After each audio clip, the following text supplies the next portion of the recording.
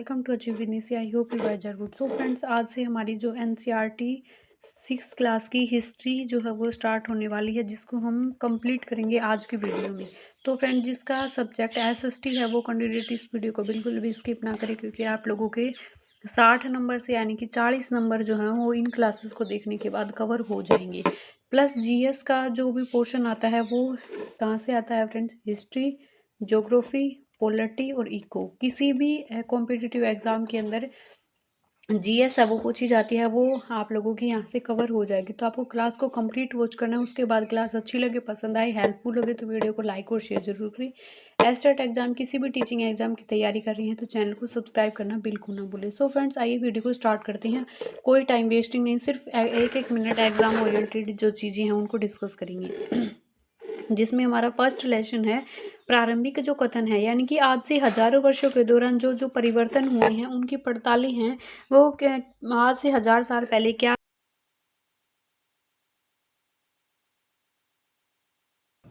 Next है इसके अंदर जो अल ईदिसरी के नक्शे हैं वो दक्षिणी भारत उस जगह है जहां पर हम आज उत्तर भारत ढूंढेंगे, और श्रीलंका का जो द्वीप है वो ऊपर की तरफ है।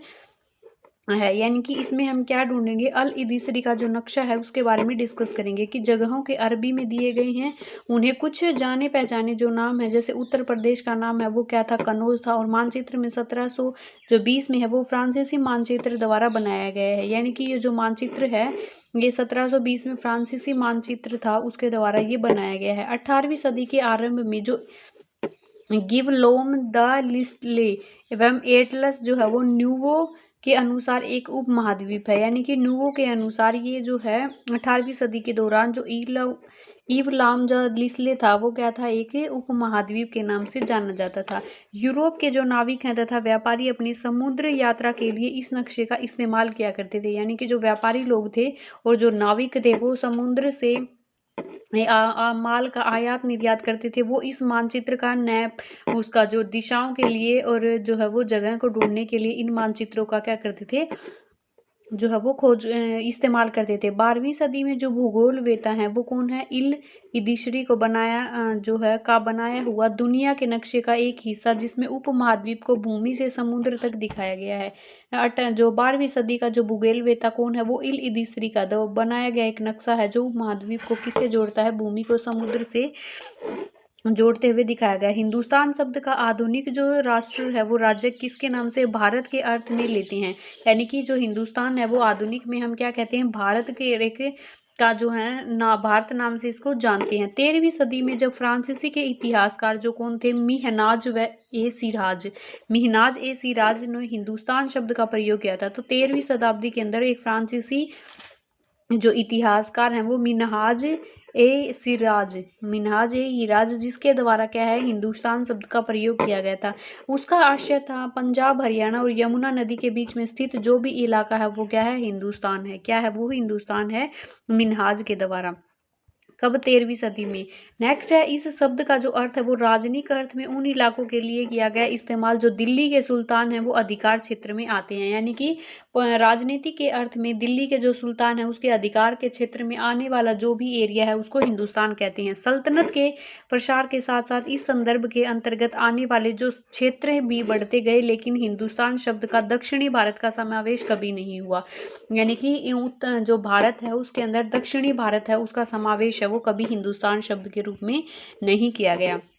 16वीं सदी के आरंभ में, यानी कि बाबर जो है वो 16वीं सदी के आरंभ के अंदर बाबर ने हिंदुस्तान शब्द का प्रयोग किया और इस उपमहाद्वीप के जो भूगोल हैं, पशु पक्षी हैं और यहाँ के निवासियों की जो संस्कृति है उसका वर्णन करने के लिए कहा।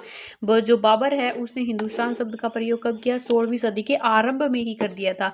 और यह उपयोग जो है वो 14वीं सदी के कबीर कौन थे? अमीर खुसरो द्वारा प्रयुक्त हिंद जो शब्द है वो प्रयोग किया 14वीं सदी में। अमीर खुसरो क्या थे? एक कवि थे जिन्होंने कुछ कुछ समान था। नेक्स्ट है, मध्य युग में किसी गांव में आने वाला कोई अनजान व्यक्ति उस समाज या संस्कृति का अंग न हो विदेशी कहलाता था। यानी कि जब भी कोई व्यक्ति है वो बाहर से आता है जो कि उस गांव का नहीं है, उस संस्कृति का नहीं है, तो उसको क्या कहा जाता था? विदेशी कहा जाता था मध्य युग के अंदर। ऐसे व्यक्ति को हिंदी में परदेशी कहा जाता था, फारसी में अजनबी कहा जाता था। तो ये ऐसे शब्द हैं वे आपको जो भी वकैब आती है वो तो एनसीईआरटी के अंदर आप लोगों को डेफिनेटली याद करनी, क्योंकि वहाँ से डेफिनेटली क्वेश्चन जो है वो बनेंगे। क्वेश्चन कैसे बनेंगे, जैसे हिंदी परदेशी को जो है वो हिंदी भाषा में क्या कहते हैं, फारसी भाषा में अजनबी को क्या कहते हैं, तो इसी तरीके से क्वेश्चन बनेगा। इसलिए नगरवासियों के लिए वनवासी जो विदेशी होता था, नगरवासियों के लिए क्या है, वनवासी। वनवासी किसको कहा, विदेशी को कहा। किंतु गांव में रहने वाले दो किसान अलग अलग धार्मिक और जाति परंपराओं से जुड़े होने पर भी एक दूसरे के विदेशी नहीं थे। यानी कि एक गांव में रहने वाले जो किसान लोग थे, आम जनता थी, चाहे वो किसी भी जाति या धर्म से बिलोंग करते हो, यानी कि दो अलग अलग धर्मों से, दो अलग अलग जातियों से बिलोंग करने वाले लोग विदेशी नहीं होते थे। जो उस गाँव से बाहर के लोग होते थे, जो आते थे, वो क्या होते थे, नगरवासी के लिए वनवासी यानी कि विदेशी कहलाते थे।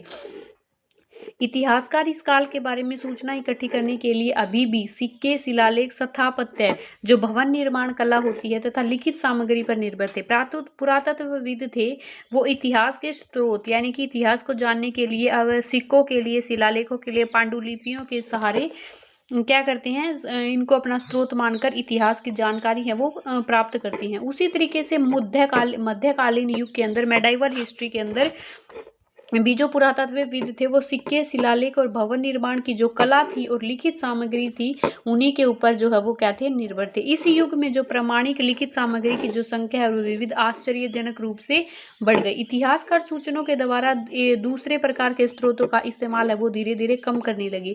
इस समय के दौरान कागज है वो क्या हो गया था, सस्ता हो गया था और बड़े पैमाने पर उपलब्ध भी हो गया था। यानी कि पहले ताड़ के पत्रों पर जो है वो भुर्ज नामक पेड़ के पत्तों के ऊपर पांडुलिपियां बनाई जाती थी, उनके ऊपर जो है वो कुछ जानकारी है वो लिखी जाती थी, पत्थरों के ऊपर जो है वो जानकारी लिखी जाती थी। लेकिन मध्यकालीन युग के अंदर जो कागज है वो सस्ता हो गया था और बड़े पैमाने पर है वो लोगों को उपलब्ध भी हो जाता था, इसलिए जो है उसका मध्यकाल में उसका कागज का यूज है वो बढ़ने लगा। लोग है वो धर्म ग्रंथ, शासकों के वृत्तांत और संतों के लेखन तथा उपदेश, अर्जियां हैं, अदालतों के दस्तावेज हैं, हिसाब हैं, करों के खाते हैं आदि को लिखने का प्रयोग करने लगे। यानी कि कागज का इस्तेमाल कर इन सब चीजों को लिखना उन्होंने स्टार्ट कर दिया। धनी जो व्यक्ति थे, शासन जो जन थे, जो मठ और मंदिरें हुआ करते थे, पांडुलिपियां एकत्रित किया करते थे। क्या करते थे, धनी व्यक्ति जो है वो जनमठ जो होते थे, शासक जन है वो क्या करते थे, पांडुलिपियों को एकत्रित करते थे मंदिर और मठों में से। इन पांडुलिपियों को पुस्तकालय तथा अभिलेखगारों में रखा जाता था। इन पांडुलिपियों और दस्तावेजों से इतिहासकारों को बड़ी सारी विस्तृत जानकारी मिलती है, मगर साथ ही जो इनका उपयोग करना है वो क्या हो जाता था, कठिन हो जाता था। यानी कि इनके ऊपर जो वो कीड़े लग जाते थे एक टाइम के बाद, तो इनका रख रखाव भी क्या होता था, मुश्किल होता था। नेक्स्ट है लिपिक। लिपिक क्या होता है, जिसको हम कलर कहते हैं, जो लेख जो का काम करते हैं, तो उसे नकल नवीश हाथ से जो है पांडुलिपियों की प्रकृति वो बनाते थे। क्या बनाते थे, लिपिक या नकल निवीस जो है वो क्या करते थे, नकल निवीस जो हाथ का काम करते हैं, यानी कि क्या करते हैं, जो लेखा जोखा का काम करते थे, वो पांडुलिपियों की प्रतिवृत्ति क्या करते थे, बनाया करते थे। नेक्स्ट है अपना क्वेश्चन है वो, लिखावट की जो विभिन्न प्रकार की शैलियों के कारण फ्रांसीसी और अरबी पढ़ने में कठिनाई हो सकती थी। यानी कि जो भी कागज के ऊपर जो भी हम कुछ चीजें, कुछ जानकारी है वो लिखते थे, उसके लिए क्या होते थे, फारसी लैंग्वेज और अरबी लैंग्वेज में जो लिखी गई बात होती थी, जो चीजें होती थी, जो सूचनाएं होती थी, उनको पढ़ना क्या हो जाता था, कठिन हो जाता था। नस्तलिक, जो लिपियों में बाईं ओर जो है वो वर्ण जोड़कर धारा प्रवाह रूप से लिखे जाते थे। अब ये चीज क्या है आपको याद रख लेनी, क्योंकि यहाँ से क्वेश्चन बनेगा। नस्तलिक जो है वो लिपि क्या होती थी, जिसमें बाईं ओर क्या है, वर्ण जोड़कर धारा प्रवाह रूप से लिखे जाते थे। बाईं ओर से जो है वो धारा प्रवाह रूप से वर्ण जोड़कर लिखे जाते थे। फारसी जो है वो अरबी के जानकार के लिए इस लिपि को पढ़ना आसान हो जाता था, क्योंकि जो फारसी लैंग्वेज और अरबी लैंग्वेज जानते थे वो लोग तो इस लैंग्वेज को क्या है, इजीली पढ़ लेते थे। और जो शीर्षक लिपि है वो दाईं ओर से अधिक सघन होती थी और संक्षिप्त और कठिन होती थी। अब तो ये बात भी आपको याद रखनी है, नस्तिक लिपि है वो बाईं ओर से वर्ण जोड़कर होती थी, धारा प्रवाह होती थी। लेकिन जो शीर्षक जो लिपि है वो दाईं ओर से यानी कि उसके उल्टी होती थी, अधिक सघन होती थी, क्या होती थी, गहरी होती थी और संक्षिप्त होती थी, लेकिन कठिन होती थी। यानी कि छोटी होती थी लेकिन कठिन जो शब्द है वो शब्दावली होती थी। नेक्स्ट क्वेश्चन, नेक्स्ट हम पढ़ेंगे 14वीं शताब्दी के जो इतिहासकार हैं, जो जियाउद्दीन है बर्नी ने अपना जो वृत्तांत है वो पहली बार 1356 में और दूसरी बार उसके 2 वर्ष बाद जो है वो लिखा, यानी कि 1358 के अंदर उन्होंने दूसरा वृत्तांत है अपना लिखा। 14वीं शताब्दी के इतिहासकार कौन है, जियाउद्दीन। 14 साल के जो बच्चे हैं वो अपने आज़ादी से ज़िंदगी जीने लग जाते हैं, ऐसे याद कर लो आप। 14 साल के बच्चे हैं वो ज़िंदगी को जो है वो उड़ने के रूप में लेकर वो हम मौज मस्ती के साथ उड़ते रहते हैं और अपने सपनों को जो है वो पूरा करने के लिए उड़ते हैं। तो ये जो 1356 में और दूसरी बार ये वृत्तांत लिखा उससे 2 वर्ष बाद 1958 में, दोनों में अंतर है। लेकिन 1971 में 71 तक जो है इतिहासकारों को पहली बार वाले वृत्तांत की जानकारी ही नहीं थी। यह पुस्तकालयों के विशाल संग्रह के अंदर कहीं पर जो है वो दबी रह गई थी। 1971 तक इतिहासकारों को क्या थी, इन अभिलेखों की जो है वो जानकारी ही नहीं थी। नेक्स्ट है मध्यकाल में अलग अलग समय पर नई प्रौद्योगिकी के दर्शन होते रहे। तो नई प्रौद्योगिकी है वो कौन से काल में आई, तो मध्यकाल के अंदर। जैसे सिंचाई में रहट का इस्तेमाल करना, कताई में चरखे का इस्तेमाल करना, युद्ध में जो आग्नेय शास्त्र थे उनका जैसे बारूद और हथियारों का इस्तेमाल है वो कहाँ हुआ, मध्यकाल के अंदर इसका जो है यूज है वो होने लगा। तो नई प्रौद्योगिकी पूछे तो कहाँ कब से आती है, तो मध्यकाल युग से। सिंचाई में रहट का इस्तेमाल होना, कताई में चरखा, युद्ध में आग्नेय शस्त्रों का मध्यकाल के अंदर इसका यूज होने लगा। इस उपमहाद्वीप में नई तरह का खान पान भी आया, यानी कि कौन सी जो नई चीजें हैं वो यहाँ पर आई। तो पहले जो है वो कौन सा था, जो प्राचीन जो इतिहास था उसके अंदर क्या था, शिकार के माध्यम से जो है वो, कृषि के माध्यम से जो है वो क्या करते थे, अपनी जो भोजन है वो उसको प्राप्त करते थे। यानी कि पहले शिकार के द्वारा, फिर उसके बाद जो है वो कृषि करने लगे, और कृषि करने के बाद जो है नवपाषाण युग के अंदर वो, तो फिर कृषि करने के बाद जो है वो अपनी जो जमीन पे ऊपर खेती करते और अपना भोजन के रूप में उसका इस्तेमाल करते। इस उपमहाद्वीप में नई तरह का खान पान आया, जैसे आलू आया, मक्का आई, मिर्च आई, चाय आई और कॉफ़ी का ही इस्तेमाल। यानी कि हम भी क्या बन गए, फॉरेनर बन गए। यानी कि हमें भी जो है वो लाजवाब अच्छी अच्छी चीज़ें, टेस्टी टेस्टी चीज़ें खाने को मिली, कि आलू, मक्का, मिर्च, चाय है और कॉफ़ी जैसी चीज़ें हमें मध्यकाल युग के अंदर मिली। मध्यकाल में जिन समुदायों का महत्व बढ़ा उनमें से एक समुदाय था राजपूत। कौन सा समुदाय बढ़ा मध्यकाल के अंदर, राजपूत। यानी कि जिसका नाम क्या था, राजपुत्र था। राजपुत्र यानी कि राजा का पुत्र, जिसमें क्या तत्सम जो समास होते हैं वो तत्सम समास इसके अंदर यूज हुआ है, राजा का पुत्र से निकला है। यानी कि राजा का पुत्र से राजपुत्र निकला, राजपुत्र से राजपूत निकला। को निकला मध्यकाल में। 8वीं से 14वीं सदी के बीच यह नाम आमतौर पर योद्धाओं के समूह के लिए प्रयोग होता था जो अक्षत्रिय वर्ण होने का दावा करते थे। यानी कि जो 8 से 14 साल तक जो है ये जो शब्द होता था राजपूत, ये केवल उन लोगों के लिए किया जाता था जो युद्ध करते थे, और जो कौन करते थे, अक्षत्रिय लोग करते थे। राजपूत शब्द के अंतर्गत केवल राजा या सामंत वर्ग ही नहीं बल्कि सेनापति भी होते थे, सैनिक भी आते थे, और उपमहाद्वीप के अलग अलग जो शासक हैं जिनके पास अच्छी खासी सेनाएं होती थी वो लोग भी इसके अंदर आते थे। नेक्स्ट है जिनके अंदर जो है कवि और चारण राजपूतों की आचार संहिता, प्रबल पराक्रम और स्वामी भक्त का गुणगान करते थे। क्या करते थे, कवि जो है उनके द्वारा जो युद्ध लड़े जाते थे, जो भी उनके द्वारा पराक्रम किए जाते थे, स्वामी भक्ति थी, उनका वर्णन किया जाता था। मध्यकाल में राजनीतिक दृष्टि से महत्व जो है वो हासिल करने के अवसरों का लाभ मराठाओं ने, सिखों ने, जाट ने, अहोम और कायस्थ जो मुख्य लिपिक और मुंशियों का कार्य करने वाली जाति है उनको कायस्थ कहा जाता है, आदि समूहों ने भी उठाया। यानी कि उन्होंने भी राजनीति की दृष्टि के अंदर जो है वो काफी महत्वपूर्ण चीजों का लाभ जो है वो उठाया है मराठी, सिख और जाट, अहोम और कायस्थ जाति के लोगों ने। नेक्स्ट है मध्यकाल के दौरान जो है पर्यावास में परिवर्तन आए। पर्यायवास में परिवर्तन का कारण है वो वनवासियों को मजबूर होकर जो अपना स्थान छोड़ देना पड़ा। यानी कि जो प्रवासी लोग होते थे उनको, जो वनवासी होते थे उनको मजबूरन अपना जो स्थान है उसको छोड़कर जाना पड़ा। तो मध्यकाल में ये चीजें वो ज्यादा देखने को मिली। कुछ और वनवासी जो है वो जमीन की जुताई करने लगे, जो वनवासी हैं वो क्या करने लगे, जमीन की जुताई को करने लगे और कृषक बन गए। यानी कि क्या बन गए, प्रवासी लोग कृषक बन गए और जमीन को जोतने का काम करके कृषि स्टार्ट कर दी। कृषकों के नए जो समूह हैं वो क्षेत्रीय बाजार, मुखियाओं, पुजारियों, मठों और मंदिरों से प्रभावित होने लगे। तो ये क्वेश्चन बन सकता है कि वनवासी जो लोग हैं वो कृषि करने लगे, वो कृषक जो समूह है वो कौन कौन सी जो चीजों से प्रभावित हुआ, तो समूह क्षेत्रीय बाजार से, मुखिया, पुजारी, मठों और मंदिरों से प्रभावित हुए। वे बड़े जटिल और समाज के अंग बन गए। क्या बन गए, यानी कि वो जो बड़ा हमारा समाज था उसके जटिल जो है वो अंग बन गए। उन्हें कर चुकाना पड़ता था और तो जो स्थानीय मालिक हैं वर्गों की जो बेगार है वो देनी पड़ती थी। यानी कि क्या देना पड़ता था, उनकी सैलरी है वो उनको देनी पड़ती थी। परिणाम स्वरूप किसान के बीच आर्थिक और सामाजिक अंतर जो वो उभरने लगे। यानी कि जो इनके बीच है वो किसानों के बीच आर्थिक रूप से और सामाजिक रूप से जो डिफरेंस है वो क्रिएट होता गया और उभरने लगा। जैसे जैसे समाज में अंतर बढ़ने लगे, लोग जातियों और उपजातियों में बंटने लगे। उनकी पृष्ठभूमि और व्यवसाय के आधार पर उन्हें समाज में ऊंचा और नीचा जो है वो स्थान मिलने लगा। यानी कि जैसे जैसे जो जाति के लोग जो काम करते थे और उनके आधार पर जो है उनको बंटना उनका स्टार्ट हो गया मध्यकाल युग में। किसी जाति विशेष के सदस्य के हाथों में कितनी सत्ता, कितना प्रभाव और संसाधनों का नियंत्रण है, ये इसके आधार पर उसे दर्ज मिलते रहे। यानी कि अमीर को जो है वो सब अपना दोस्त मानते हैं, वही काम जो है वो मध्यकाल में स्टार्ट हो गया।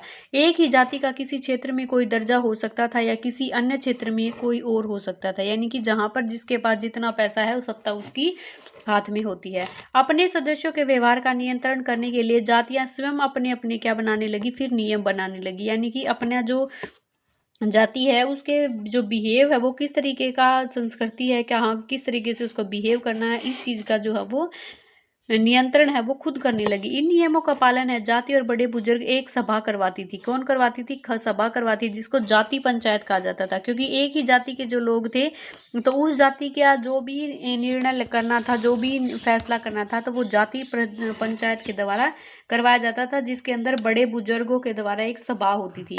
दिल्ली के सुल्तान जो है गयासुद्दीन जो बलबन है वो 1266 से 1287 तक जो है जिनका कार्यकाल रहा। तो दिल्ली के सुल्तान है, दिल्ली गया सुल्तान है वो कहाँ गया? गया बलबन है वो क्या गया? दिल्ली जो है वो सुल्तान गया। प्रशंसा में संस्कृत प्रशस्ति में उसे एक विशाल साम्राज्य का शासक बताया गया है। और पूर्व में बंगाल गोड़ से लेकर पश्चिम में अफगानिस्तान के जो गजनी है, अफगानिस्तान का गज्जन तक फैला हुआ था। और उसके जिसने संपूर्ण दक्षिण भारत, जिसको द्राविड़ कहा जाता है, दक्षिण भारत को भी आता था। गोड़ में कौन कौन आते थे? गोड़ यानी कि बंगाल से लेकर पश्चिम तक। पश्चिम में क्या है? अफगानिस्तान जो गज्जन तक फैला था। गोड़ में कर्नाटक है, केरल है, आंध्र प्रदेश है, आंध्रा है, केरल है, कर्नाटक है, महाराष्ट्र है और गुजरात आदि भिन्न भिन्न क्षेत्रों के लोग अपनी सेनाओं के आगे पलायन कर जाते थे। क्या कर जाते थे? पलायन, यानी कि एक स्थान को छोड़कर दूसरे स्थान पर चले जाते थे ये लोग इन सेनाओं को लेकर। इतिहासकार विजय अभियान के इन दावों को अतिशयोक्तिपूर्ण मानते हैं। यानी कि बढ़ा चढ़ाकर इन चीजों का वर्णन किया है इतिहासकारों का ये मानना है। क्या मानना है? इतिहासकार उसको मानते थे कि इन चीजों का जो है वो बढ़ा चढ़ाकर वर्णन है वो किया गया है। नेक्स्ट है मिस्र के जो शियाबुद्दीन उमरी हैं उनका जो रचित मसालिक अल अबसर की जो है ममालिक अल अबसर के अनुसार है, मोहम्मद तुगलक के जो राज्यकाल है में दिल्ली सल्तनत के अंतर्गत आने वाले प्रांत हैं वो उनको बताया गया है। तो दिल्ली सल्तनत के अंदर आने वाले जो प्रांत हैं वो कौन कौन से हैं? इनको हम कन्नौज है, मालवा है, माबार है, जाजनर है, दवार समुद्र है, तेलंगाना है। तो ये आप इसका स्क्रीनशॉट ले लो एक बार, 1 मिनट के लिए आपको ये याद कर लेनी है कि जो सियाउद्दीन उमरी है उनके द्वारा जो ये रचित लिखा गया जो मसालिक अल अबसर है ये इनके लिखा गया सियासुद्दीन के द्वारा। और इनके अंदर ये जो है वो मोहम्मद तुगलक का राज्यकाल है वो दिल्ली सल्तनत के अंतर्गत उनके द्वारा कौन कौन से प्रांत आते थे इस चीज का वर्णन है वो किया गया है। भाषा और क्षेत्र के आधार पर जो है वो क्या कुछ होता था उसको वर्णन किया। 1318 के अंदर अमीर खुसरो जो है वो कवि कौन से हैं? 1318 में अमीर खुसरो ने इस बात पर गौर किया था कि इस देश के हर क्षेत्र की एक अलग भाषा है, जैसे कि सिंधी है, लाहौरी है, कश्मीरी है और द्वार समुद्री है जो दक्षिण कर्नाटक में, तेलंगाना आंध्र प्रदेश में और गुजरी गुजरात में, मलबारी तमिलनाडु में, गोड़ी जो है वो बंगाल में, अवधी जो है वो उत्तर प्रदेश में और हिंदवी दिल्ली के आसपास के क्षेत्रों के अंदर बोली जाती थी। तो एक बार स्क्रीनशॉट ले लो इसका, लैंग्वेज का कौन कौन सी लैंग्वेज है एक बार मैं दोबारा से पढ़ देती हूँ। 1318 में अमीर खुसरो ने इस बात पर गौर किया कि हर क्षेत्र की एक अलग भाषा, जैसे सिंधी में जो है वो लाहौरी, कश्मीरी और द्वार समुद्री ये कौन सी थी? दक्षिण कर्नाटक की भाषाएं थी। तेलंगाना में जो तेलंगानी जो भाषा थी वो आंध्र प्रदेश के अंदर बोली जाती थी। सिंधी, लाहौरी, कश्मीरी ये दक्षिण कर्नाटक में, गुजरी गुजरात में, मैं आबारी तमिलनाडु में, गोड़ी जो है वो बंगाल में, अवधी जो है उत्तर प्रदेश में, हिंदवी दिल्ली के आसपास के क्षेत्रों में ये भाषाएं बोली जाती थी। 1318 में अमीर खुसरो ने उल्लेख किया इन भाषाओं के विपरीत एक भाषा संस्कृत भी थी। यानी कि ये भाषाएं तो सिंधी, लाहौरी, गुजरात गुजरी है, मैबारी है, ये तो भाषाएं बोली जाती थी, लेकिन इनके विपरीत यानी कि इसके अपोजिट एक संस्कृत भाषा भी थी, जो कि किसी विशेष क्षेत्र की भाषा नहीं है, यह एक प्राचीन भाषा है। तो एग्जाम में क्वेश्चन है कि प्राचीन भाषा कौन सी है, तो संस्कृत को हम क्या मानते हैं, प्राचीन भाषा मानते हैं, जिसे केवल ब्राह्मण जानते थे और आम जनता नहीं जानती थी। क्या थी, जो एक ऐसी लैंग्वेज थी जिसको सिर्फ जैसे कि इंग्लिश है वो पढ़े लिखे लोग जानते हैं, ज़्यादा पढ़े लिखे लोग जानते हैं, तो उसी तरीके से पहले संस्कृत लैंग्वेज ऐसी थी जो सिर्फ ब्राह्मण लोग यानी कि पढ़े लिखे लोग इस भाषा को जानते थे। 18वीं सदी में मुगल वंश पतन के ढलान पर था। क्या था, मुगल वंश जो है वो पतन के ऊपर, ढलान के ऊपर था। फलस्वरूप अक्षत्रिय राज्य फिर से उभरने लगा। क्या हुआ, जो क्षेत्रीय राज्य था मुगल वंश तो 18वीं शताब्दी में क्या आ गया, पतन पर आ गया, और फलस्वरूप जो क्षेत्रीय राज्य से है वो क्या होगा, उभरने लगा। मध्य युग में एक महत्वपूर्ण परिवर्तन भक्ति की अवधारणा के रूप में आया, यानी कि मध्य युग में क्या स्टार्ट हुआ, भक्ति जो है वो भी देखने को मिली, भक्ति की अवधारणा भी क्या हुई, सामने आई, जिसमें ईश्वर की कल्पना एक ऐसे जो प्रेमेल इष्ट देवी देवताओं के रूप में की गई, जिस तक पुजारियों के विशुद्ध कर्मकांड के बिना भी भक्त है वो स्वयं क्या है, पहुंच जाती थी। तो इसमें एक भक्ति है, वो भावना है, भक्ति की जो भावना है वो कल्पना है उभर कर सामने आई, जिसमें सॉरी फ्रेंड्स, जिसमें देवी देवताओं को क्या है, उनको महत्व दिया जाने लगा, जिसमें पुजारियों के कर्मकांड के बिना भी व्यक्ति वहां तक पहुंच सकता था। यही वह युग है जिसमें उपमहाद्वीप में नए नए धर्मों का भी आगमन हुआ। तो कब हुआ, मध्य युग में। आपको याद रखना है, कुरान शरीफ का जो संदेश है वो भारत में पहले 7वीं सदी में व्यापार और जो अप्रवासियों के जरिए है वो पहुंचा था। मुसलमान कुरान शरीफ को अपना धर्म ग्रंथ मानते हैं। क्या मानते हैं, जो मुसलमान, इस्लामी जो धर्म है, मुसलमान जो लोग हैं वो कुरान जो शरीफ है उसको क्या मानते हैं, अपना धार्मिक ग्रंथ मानते हैं। जैसे अपना रामायण है तो उसी तरीके से वहां पर कुरान, भगवत गीता है अपना, इसी तरीके से कुरान है वो मुसलमानों के लिए क्या करता था, एक धार्मिक ग्रंथ था। केवल एक ईश्वर अल्लाह की सत्ता को स्वीकार करता है, यानी कि एक जो ईश्वर है वो क्या करता है, अल्लाह की सत्ता को स्वीकार करते हैं, जिसका प्रेम, करुणा और उदारता अपनी आस्था बनाए रखने और हर व्यक्ति को गले लगाता है, चाहे उस व्यक्ति की सामाजिक पृष्ठभूमि कुछ भी हो। यानी कि अल्लाह जो है वो सबको अपना जो प्रेम करता है, चाहे उसकी जो पृष्ठभूमि है यानी कि सामाजिक आर्थिक स्थिति उसकी चाहे कुछ भी हो। नेक्स्ट है जो कई शासक हैं इस्लाम और इसके जो हिंदू जो विद्वान हैं, वो जो धर्मशास्त्री हैं, जो न्याय शास्त्री हैं, अर्थात उनको उलेमा का वो संरक्षण देते थे। यानी क्या क्या करते थे, जो कई शासक थे जो इस्लाम धर्म के थे, कुछ धर्मशास्त्री भी थे, कुछ न्याय शास्त्री भी थे, जो उलेमा को क्या करते थे, संरक्षण करते थे, उसकी सुरक्षा करते थे। हिंदू धर्म की भांति जो है इस्लाम के अनुयायी भी अपने धर्म को अलग अलग तरह से क्या करते हैं, व्याख्या करते हैं। यानी कि हर धर्म जो है वो इक्वल होता है, किसी भी धर्म में कोई भी स्पेशलाइजेशन है वो नहीं होता, सभी धर्म है वो अच्छे होते हैं। सभी धर्मों के अंदर अलग अलग जो हैं आस्था रखने वाले लोग होते हैं, तो वो सभी किसी को भी किसी धर्म के आधार पर क्रिटिसाइज जो वो नहीं करना चाहिए। तो सभी जो इस्लाम धर्म के अनुयायी थे वो भी अपने धर्म की क्या करते थे, प्रचार प्रसार है वो करते थे। मुसलमान ने कुछ सिया थे, यानी कि कुछ सिया थे जो पैगंबर साहमाद के दामाद अली थे। दामाद अली को मुसलमानों के विधि सम्मत नेता है जो माना जाता था। पैगंबर साहब है वो मुसलमानों के ईसा मसीह माना, सॉरी क्या होता है वो, मसीहा, सोरा पैगंबर साहब जो हैं वो मुसलमानों के क्या थे, अभी मैंने क्या बोला था, मसीहा थे। और दामाद अली हैं वो उन पैगंबर साहब के दामाद अली थे कौन, सिया। तो उन्हें कुछ सुनी थी, नेता है वो विधि सम्मत मानते थे, कुछ सुनी थे जो खलीफाओं के प्रभुत्व को स्वीकार करते थे। सुनी जो है वो खलीफाओं के प्रभुसत्ता को क्या करते थे, स्वीकार करते थे। इस्लाम के आरंभिक दौर में इस धर्म का जो नेतृत्व करने वाले खलीफा कहते थे, यानी कि स्टार्टिंग में जब कौन करता था, आरंभिक टाइम में इस जो धर्म का, इस्लाम धर्म का नेतृत्व करने वाले लोगों को खलीफा कहा जाता था।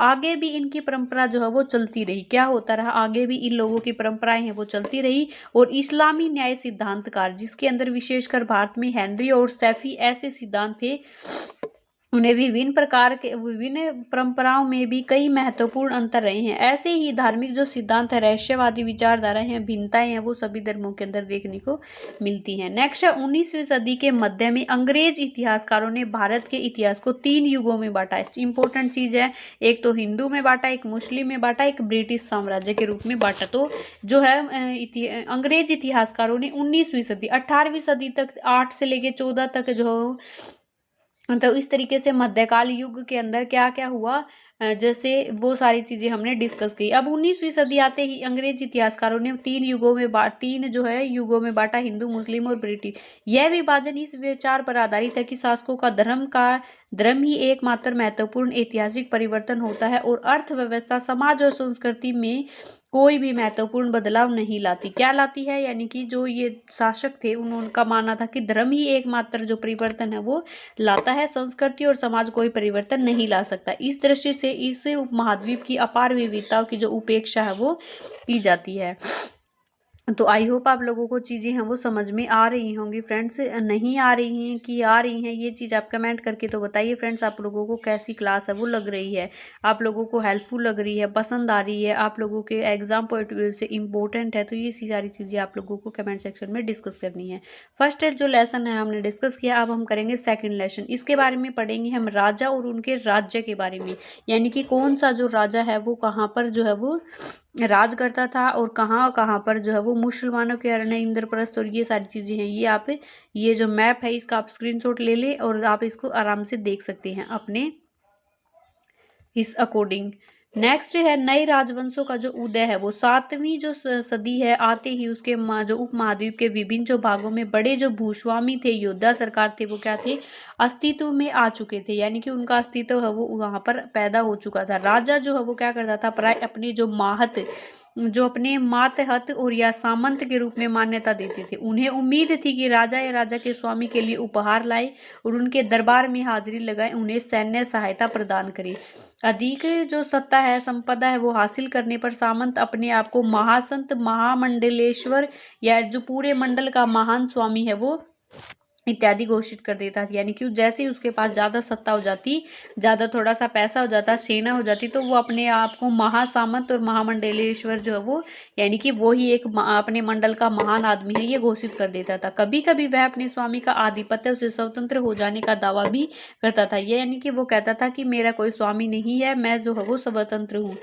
इस तरह का एक उदाहरण है दक्कन में जो राष्ट्रकूट का था। शुरुआत में कर्नाटक के जो चालुक्य राजाओं के अधीनस्थ थे, यानी कि शुरुआत में जो वो कर्नाटक के चालुक्य राजाओं के अधीनस्थ थे और 8वीं सदी के मध्य में एक राष्ट्रकूट प्रधान दंती दुर्ग ने अपने चालुक्य स्वामी की अधीनता से इनकार कर दिया। किसने किया, दंती दुर्ग ने जो है वो एक राष्ट्रकूट प्रधान था जिसने अपने चालुक्य स्वामी की अधीनता को मानने से इनकार कर दिया, उसे हराया और हिरण्यगर्भ यानी कि शाब्दिक अर्थ है सोने का गढ़, हिरण्यगर्भ को क्या कहते हैं, शाब्दिक अर्थ नाम का एक अनुष्ठान किया। यानी कि उसको दंती दुर्ग ने अपने जो चालुक्य स्वामी को हराकर क्या किया, एक अनुष्ठान किया, हिरण्यगर्भ।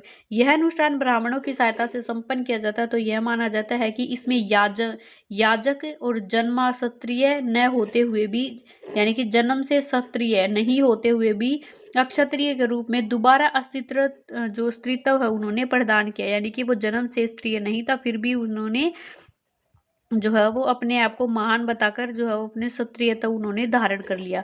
कुछ जो है अन्य उदाहरणों में उद्यमी परिवारों के पुरुषों ने अपनी राजशाही काम करने के लिए सैन्य कौशल का इस्तेमाल किया। और मिसाल के तौर पर कदम मयूर शमरण है वो जो गुज्जर प्रतिहार चंद्र हरिचंद्र ब्राह्मण थे, उन्होंने अपने परंपरागत पेशे को छोड़कर शस्त्र को अपना लिया। क्या कर लिया, जो गुज्जर प्रतिहार हरिश्चंद्र थे और कदम भूरने समय थे वो क्या थे, ब्राह्मण जाति से संबंध रखते थे, लेकिन उन्होंने जो है वो अपना परंपरागत पेशा का छोड़कर शस्त्र को अपना लिया और कर्नाटक और राजस्थान में अपने राज्य है वो सफलतापूर्वक स्थापित किए। इनके नाम आपको याद रखने, कदम मयूर शमरण और गुज्जर प्रतिहार हरिचंद्र क्या थे, ब्राह्मण थे, जिन्होंने क्या किया, अपना जो है वो काम छोड़कर क्या किया, स्त्रीत्व अपना लिया। राज्यों में प्रशासन, एक नई राजाओं में कई ने महाराज धीराज यानी कि जो राजाओं के राजा होते थे उन्हें महाराज धीराज कहा जाता था।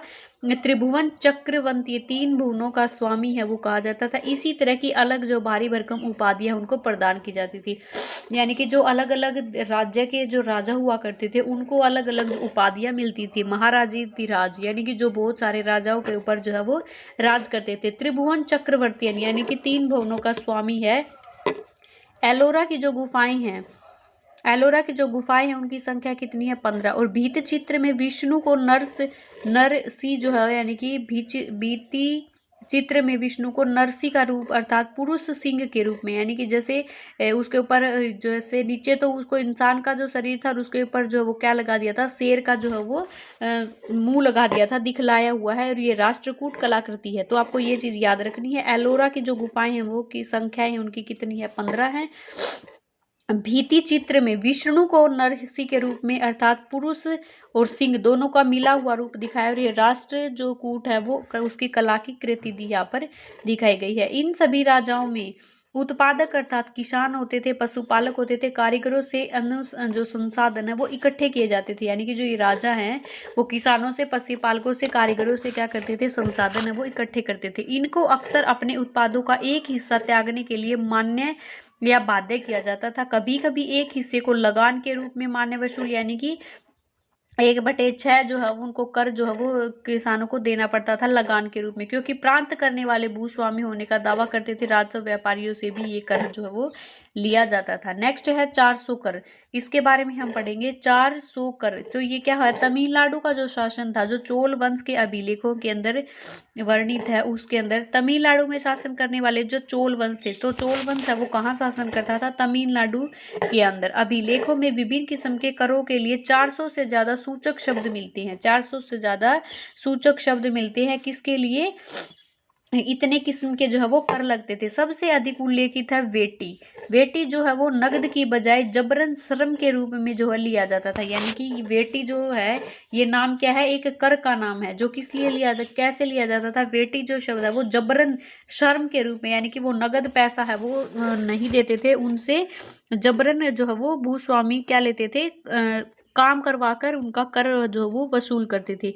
मकान पर छाजन डालने पर लगने वाला कर, खजूर या ताड़ के पत्ते पर चढ़ने के लिए सीढ़ी के इस्तेमाल पर लगने वाला कर, पारंपरिक संपत्ति का उत्तराधिकारी हासिल करने के लिए लगने वाला कर इत्यादि का उल्लेख है वो मिलता है। ये संसाधन राजा की व्यवस्था का वित्तीय आधार बनाते थे, यानी कि ये जो सारे कर हैं वो मिलकर क्या बनाते थे? राजा को जो पैसा इकट्ठा होता था उसका बेस है वो बनाते थे। साथ ही मंदिरों और दुर्गों के निर्माण में भी इस्तेमाल होते थे, यानी कि राजा के द्वारा जो बड़े बड़े मंदिर हैं, दुर्ग हैं वो बनाए जाते थे। वो किसके वजह से बनाए जाते थे? यानी आम जनता से जो कर है वसूले जाते थे अलग अलग प्रकार के, उनका जो है उनके द्वारा है उनका इस्तेमाल करके वो बनाए जाते। संसाधनों उन युद्धों को लड़ने में भी इस्तेमाल जो है वो किए जाते थे जिनसे लूट की शक्ल में धन मिलने तथा जमीन और व्यापारी मार्गों के प्रयोग की संभावनाएं हैं वो बनती थी। तो इस तरीके से वो कर वसूलते थे और उनको अपने राजा है वो अपने अलग अलग कामों में उसका यूज करते थे। प्रशस्तियां और भूमि दान। प्रशस्तियां हमें क्या बताती हैं? शासक खुद को कैसा दर्शाने चाहते थे, यानी कि प्रशंसा, अपनी प्रशंसा करते थे और वो खुद को किस रूप में दर्शाना चाहते थे, वो होती हैं प्रशस्तियां। मिसाल के लिए यानी कि जैसे सूरवीर, मिसाल के लिए सूरवीर है विजय योद्धा के रूप में, ये विद्वान ब्राह्मणों के द्वारा रची जाती थी। यानी कि जो प्रशस्तियां है वो किसके द्वारा रची जाती थी? विद्वान ब्राह्मणों के द्वारा रची जाती थी, जो अक्सर प्रशासन में मदद करते थे। संस्कृत में लिखी गई ग्वालियर जो मध्य प्रदेश में पाई गई है, और ये एक प्रशस्ति है जो प्रतिहार नरेश और नागभट्ट के कामों का जो वर्णन है वो इसके अंदर किया गया है। तो ये चीज इंपॉर्टेंट है।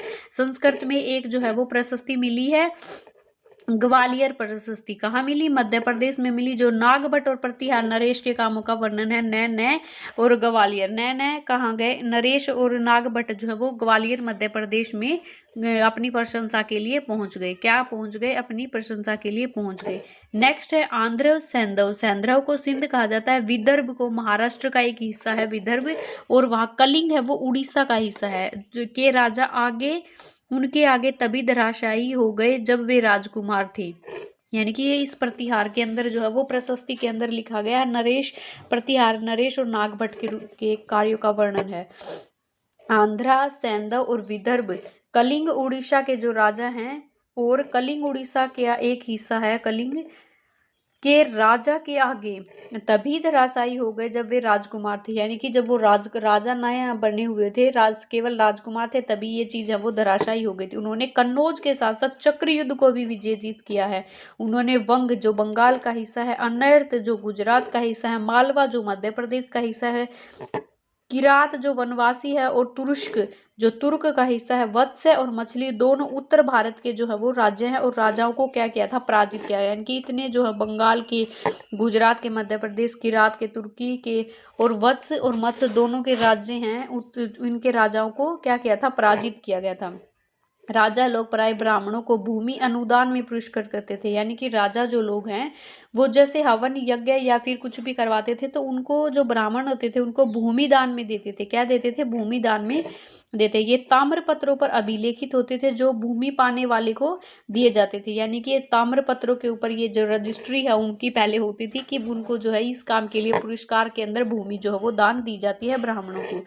12वीं शताब्दी में एक वृद्ध संस्कृत काव्य की रचना की गई जिसमें कश्मीर पर शासन करने वाले राजाओं का इतिहास है वो दर्ज किया गया है। यानी कि कश्मीर पर ने ये सोचो 12 साल का जो बच्चा है वो क्या करता है, कश्मीर जाना पसंद करता है क्योंकि उसको बहुत ज्यादा जो हो गर्मी लगती है।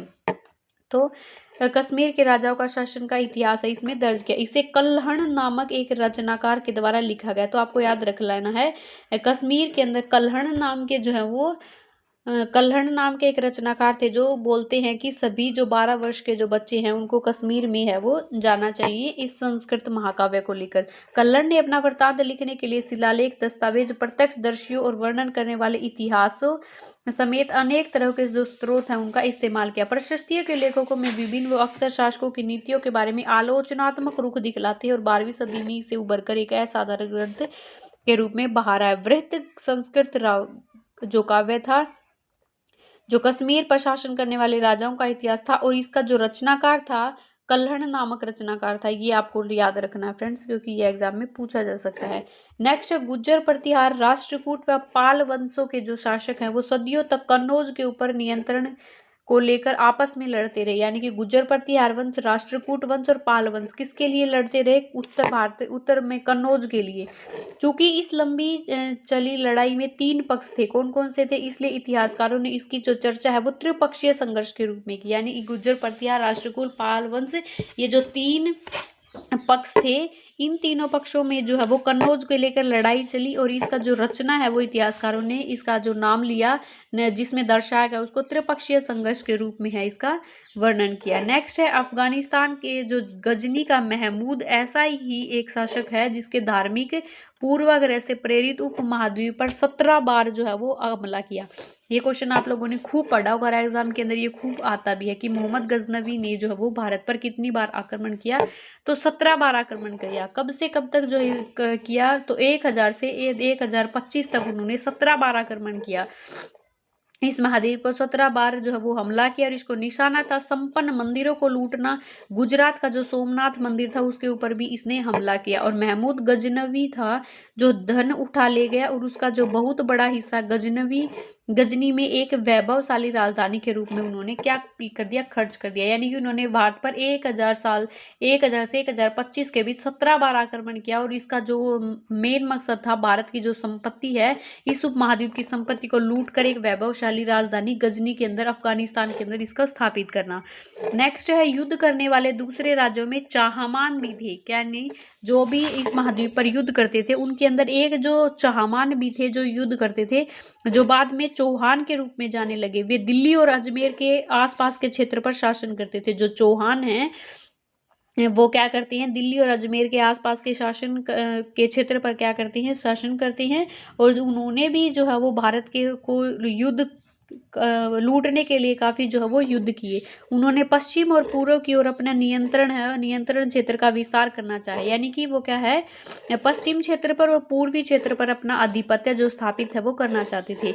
नेक्स्ट है जहां उन्हें गुजरात के चालुक्यों और उत्तर प्रदेश के जो गढ़वालों थे, यानी कि गुजरात के अंदर चालुक्य थे और उत्तर पश्चिम के अंदर पश्चिमी उत्तर प्रदेश के अंदर गढ़वालों से क्या करी, टक्कर लेनी पड़ी। चाहमन जो शासक था वो पृथ्वीराज द्वितीय था।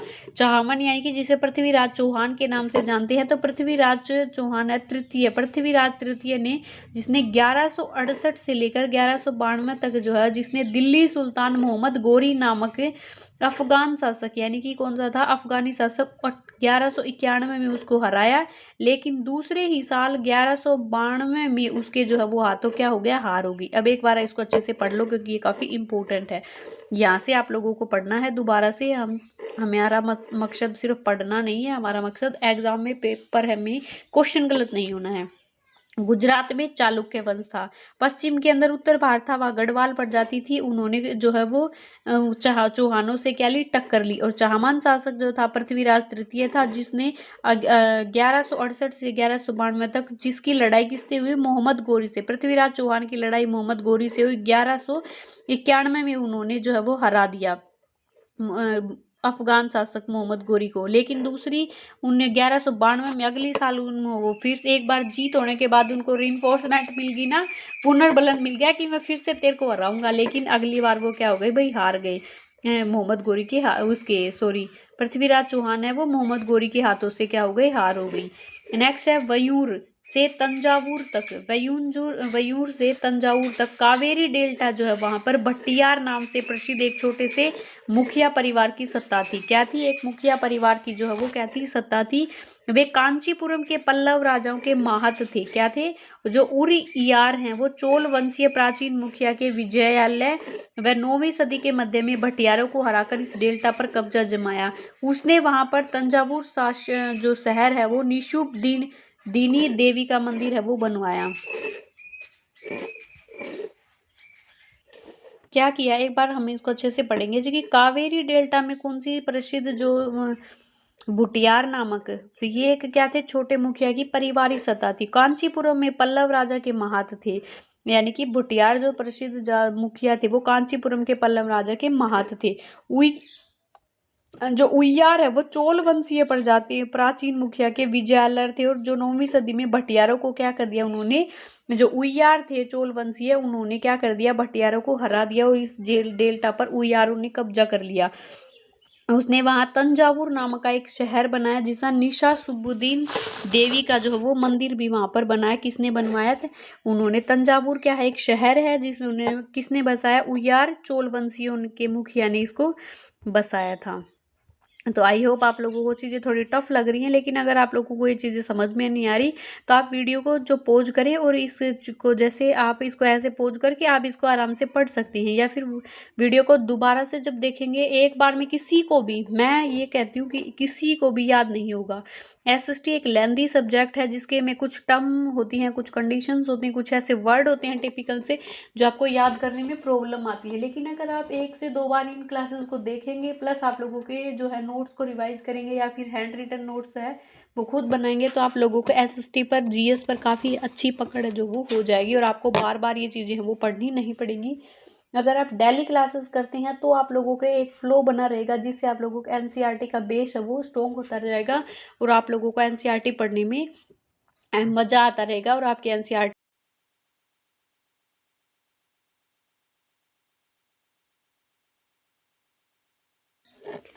नेक्स्ट है, विजयालय के जो उत्तराधिकारियों ने पड़ोसी इलाकों को जीत और उसका जो राज्य है उसके क्षेत्रफल तथा शक्ति दोनों रूपों में बढ़ता गया। यानी कि जो विजयालय थे, उस जो विजयालय के जो उत्तराधिकारी हैं उन्होंने अपने पड़ोसी इलाकों को क्या जीतते चले गए और उसका जो राज्य है उसका क्षेत्रफल, अगर वो अलग अलग राज्य को जीतेंगे तो उनका जो क्षेत्रफल है वो बढ़ता जाएगा और उनकी शक्ति भी जो है वो बढ़ती चली जाएगी। दोनों रूपों को बढ़ता देकर दक्षिण के जो और उत्तर के जो पांड्यान थे और पल्लव थे उनके इलाके जो हैं वो इस राज्य का हिस्सा बन गए। क्या बन गए, इस राज्य का हिस्सा जो है वो बनते चले गए। तो ये विजयालय के जो उत्तराधिकारियों का हिस्सा कौन बन गए, पांड्यान व पल्लवन है जो है वो उसके हिस्सा है वो इस राज्य का बन गए। नेक्स्ट है जो राज्य है प्रथम, वो सबसे शक्तिशाली चोल शासक माना जाता है। तो राजराज है, यानी कि राजराज जो प्रथम है वो सबसे, आपको याद रख लेना, जिसका राज होगा वो सबसे शक्तिशाली होगा। और वो कौन से जो शासक था, वो चोल शासक था जो 1985 में राजा बना और उसी ने इनमें जो है वो ज्यादातर क्षेत्रों पर नियंत्रण का विस्तार किया और उन्होंने साम्राज्य के प्रशासन का पुनर्गठन भी किया। 1985 में चोल शासक था जो राजराज था, सबसे शक्तिशाली था। राजराज के जो पुत्र हैं वो राज का पुत्र राजेंद्र प्रथम हुआ, उसकी जो नीतियों को जारी रखा। उसने गंगा घाटी, श्रीलंका और दक्षिण पूर्व एशिया के देशों पर हमला भी किया। इस अभियान के चलने उसे एक जल सेना भी बनाई। यानी कि राज का पुत्र राजेंद्र था जिसने अपने बाप की नीति है उनको आगे बढ़ाया, अपने पिता की नीतियों को आगे बढ़ाया। उसने गंगा घाटी, श्रीलंका और दक्षिण पूर्व के एशियाई जो देश थे उनके ऊपर हमला करके उनको अपने अंदर जो शामिल कर लिया। नेक्स्ट है भव्य मंदिर और कांस्य मूर्तिकला। राजराज और राजेंद्र प्रथम द्वारा बनाया गया तो तंजावुर और जो है वो गंगईकोंड चोलपुरम के मंदिर जो है वो स्थापत्य और मूर्तिकला की दृष्टि से एक चमत्कार उन्होंने किया। यानी कि राजराज प्रथम, राजेंद्र प्रथम के द्वारा तंजावुर बनाया गया और गंगईकोंड चोलपुरम के है जो मंदिर है उनका निर्माण किया और मूर्तिकला यहाँ की जो वो एक अद्भुत चमत्कार के रूप में है। चोल मंदिर अक्सर अपने आसपास विकसित होने वाली बस्तियों के केंद्र बन गए और वे शिल्प उत्थान के जो वो केंद्र भी बने। ये मंदिर शासक और अन्य लोगों के द्वारा दी गई भूमियों में से भी क्या हुए थे, संपन्न हो गए थे। इस भूमि की उपज है वो उन सारे विशेषज्ञों का निर्वाह करने में खर्च होती थी जो मंदिर के आसपास रहते थे, उसके लिए काम करते थे। जैसे पुरोहित है, मालाकार है, बावर्ची है, वो मेहतर है और संगीतकार है, नर्तकी है, इतिहास। दूसरे शब्दों में मंदिर सिर्फ पूजा आराधना के स्थान नहीं थे। यानी कि यहाँ पर सिर्फ मंदिरों में पूजा आराधना ही नहीं होती थी। यहाँ पर याद रखना है जो मंदिरों के आसपास रहते थे उसके लिए काम करते थे। तो जैसे कि पुरोहित है, मालकार हैं, बावर्ची हैं, मेहतर है, संगीतकार है, नर्तक हैं इत्यादि, ये सिर्फ पूजा आराधना ही नहीं करते थे बल्कि उनके काम भी जो है वो करते थे। चोल कांस्य प्रतिमा जो है वो संसार की सबसे उत्कृष्ट कांस्य प्रतिमाएं जो है वो मानी जाती हैं। तो चोल कांस्य प्रतिमाएं हैं वो क्या होती हैं, उत्कृष्ट कांस्य प्रतिमाओं में गिनी जाती हैं। ज्यादातर प्रतिमाएं देवी देवताओं की होती हैं लेकिन कुछ प्रतिमाएं भक्तों की भी बनाई गई हैं।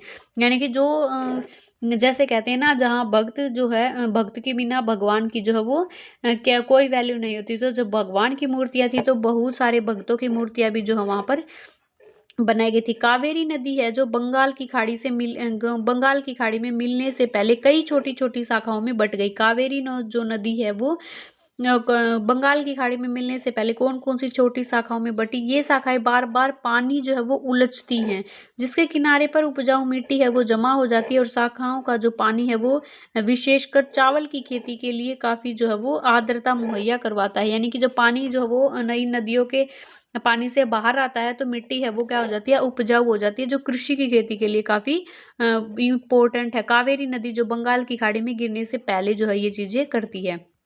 नेक्स्ट है डेल्टा क्षेत्रों में बाढ़ को रोकने के लिए तटबंध बनाए गए थे और पानी को खेतों तक ले जाने के लिए नहरों का निर्माण होता था। कई क्षेत्रों में एक साल में 2 फसलें भी उगाई जाती थी। यानी कृषि के लिए जो है खेतों में सिंचाई के लिए तो जो है डेल्टाओं के तटबंध बनाकर नहरों का निर्माण किया और जो है वो फसलें उगाने लगे और एक साल के अंदर 2 फसलें भी हैं वो उगाई जाने लगी मध्यकाल के अंदर।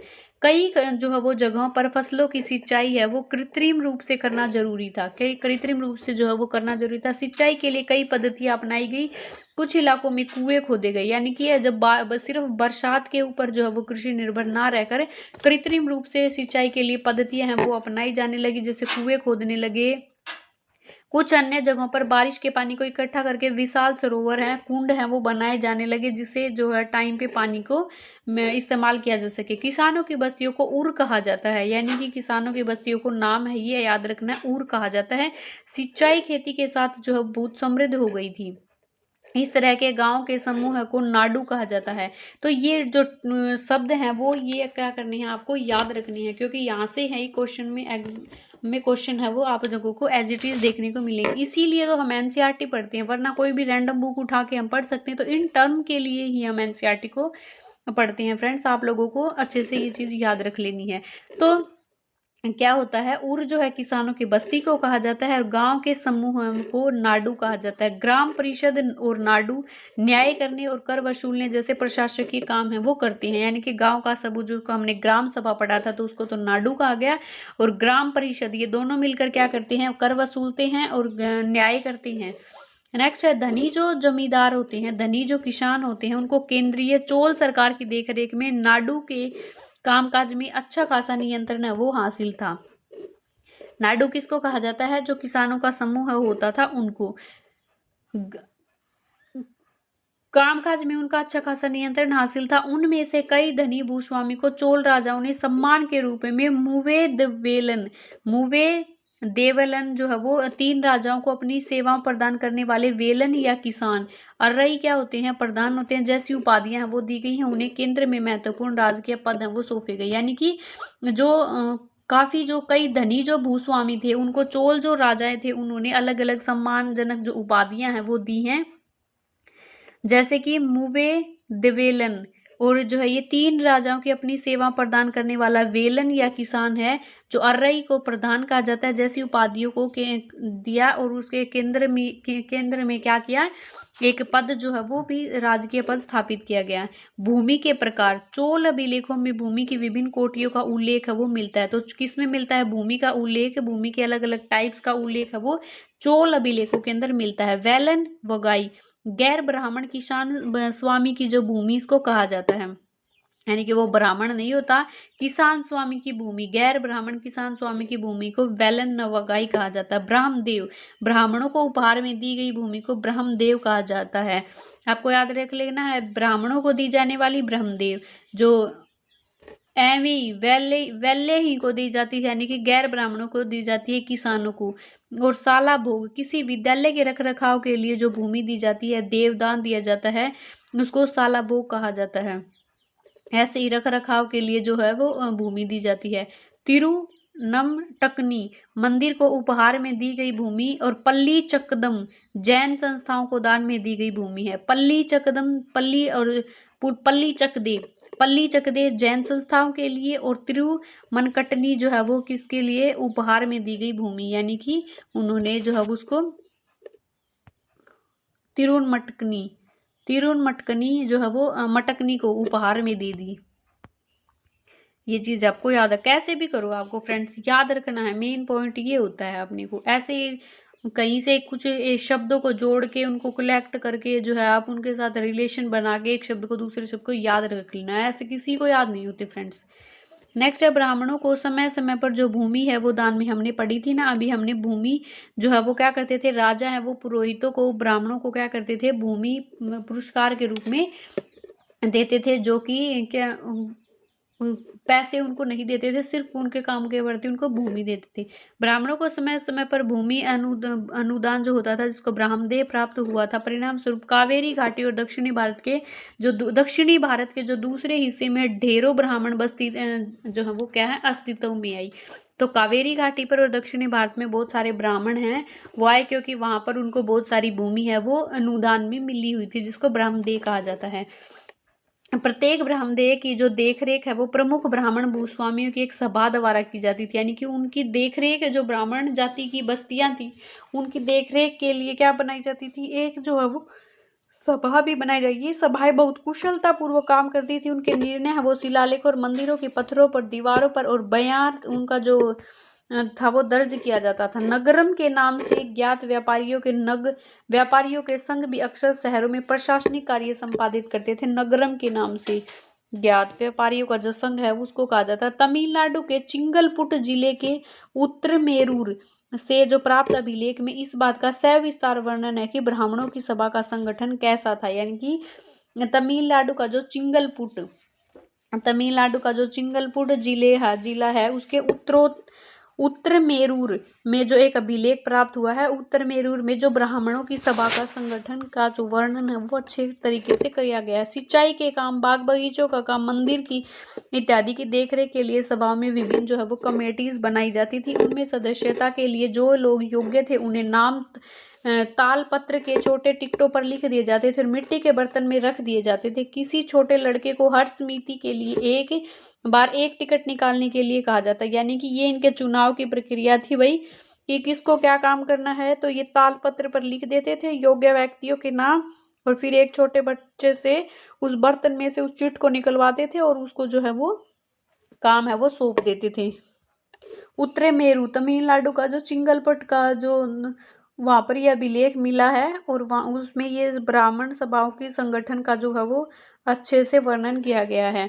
अभिलेखों और लिखित सामग्री, उत्तरमेरूर अभिलेख के अनुसार सभा की सदस्यताओं का वर्णन किया गया है। सभा की सदस्यता के लिए इच्छुक लोगों को ऐसी भूमि का स्वामी होना चाहिए जहाँ से भू राजस्व मिलता है, यानी कि वहाँ पर भूमि का जो कर है वो वसूल होता हो। उनके पास अपना घर होना चाहिए, उन लोगों के नाम है वो लिखे जाते थे, उनकी उम्र 35 से 70 के बीच होनी चाहिए, उन्हें वेदों का ज्ञान है वो होना चाहिए। वैसे बिठा के क्या करेंगे जब उसको वेदों का ज्ञान ही नहीं है तो।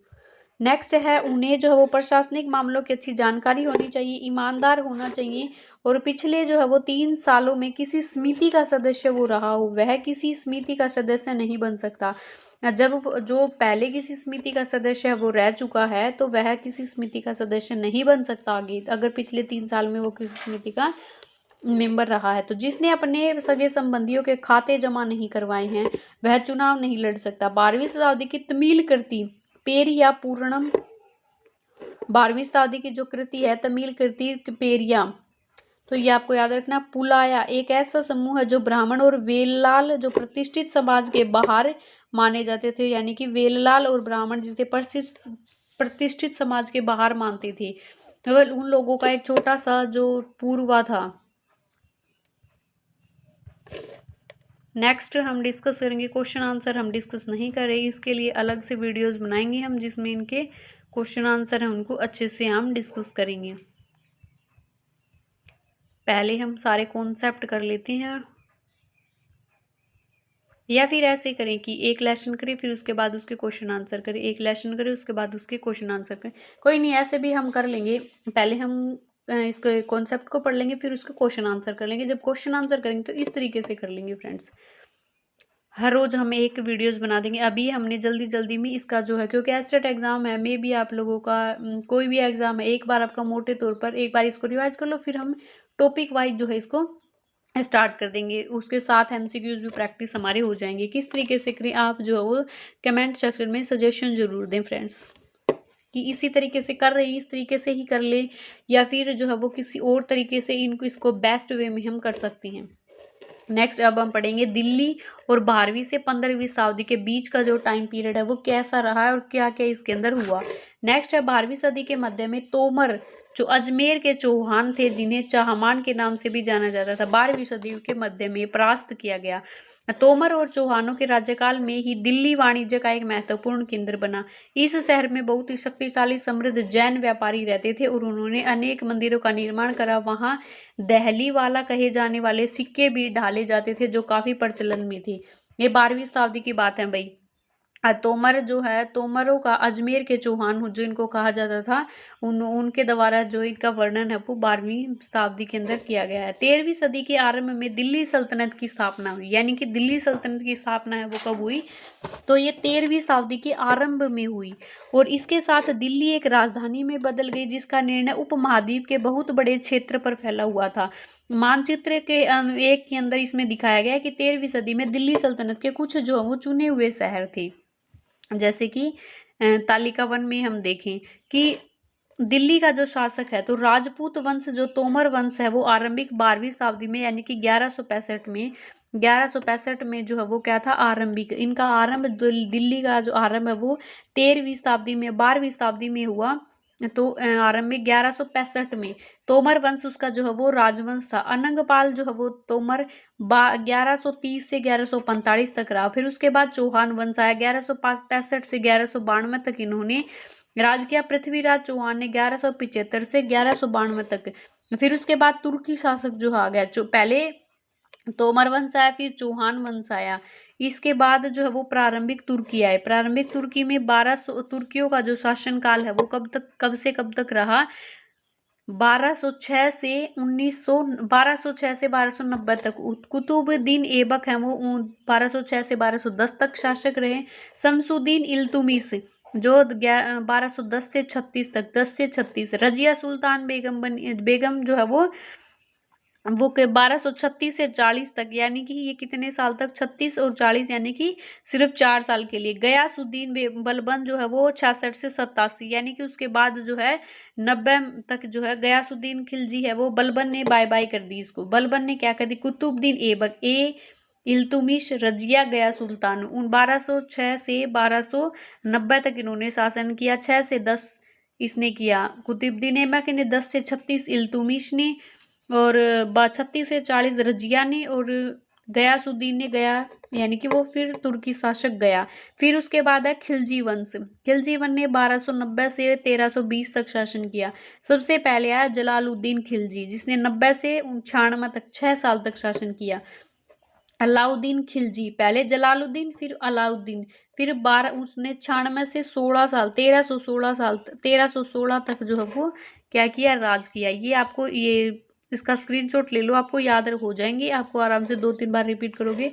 फिर खिलजी वंश के बाद पहले आया तोमर वंश, तोमर वंश के बाद चौहान वंश आया, चौहान के बाद तुर्की आए, तुर्की के बाद खिलजी आए, तुर्की के बाद जलालुद्दीन खिलजी, खिलजी वंश आया, खिलजी वंश के बाद तुगलक वंश आया जो 1320 से 1414 तक रहा। पहले गयासुद्दीन तुगलक आया जो 20 से 24 में आया, यानी कि तुगलक जो है वो सबसे पहले जो गया कर रहा था वही आया।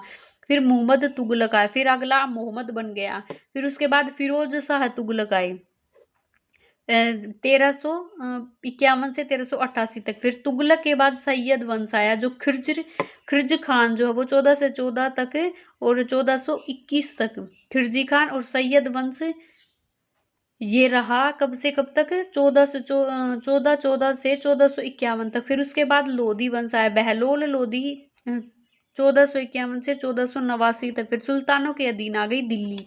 उसके बाद जो है लोधी वंश के बाद सुल्तान जो वंश आ गया, जिनके बाद ये क्या आ गई, दिल्ली है वो सुल्तानों के अधीन आ गई, जिनको हम आराम से अब पढ़ेंगे। सुल्तानों के अधीन दिल्ली आ गई, इसको पढ़ेंगे। इतिहास जो है वो तारीख और है, और सुल्तान के शासन में प्रशासन की जो भाषा है वो फारसी में लिखी गई, यानी कि जो प्रशासन की जो भाषा है वो कौन सी भाषा थी, फारसी भाषा थी सुल्तानों के जो राज में। तुराविक तवारीख जो के लेखक हैं वो कौन है, सच्ची इसके प्रशासक कवि और दरबारी जो हैं वो जैसे सुशिक्षित व्यक्ति होते थे जो घटनाओं का वर्णन भी करते थे और शासकों को प्रशासन संबंधी सलाह भी देती थी। ये न्याय सम्मत शासन के महत्व पर बल देते थे।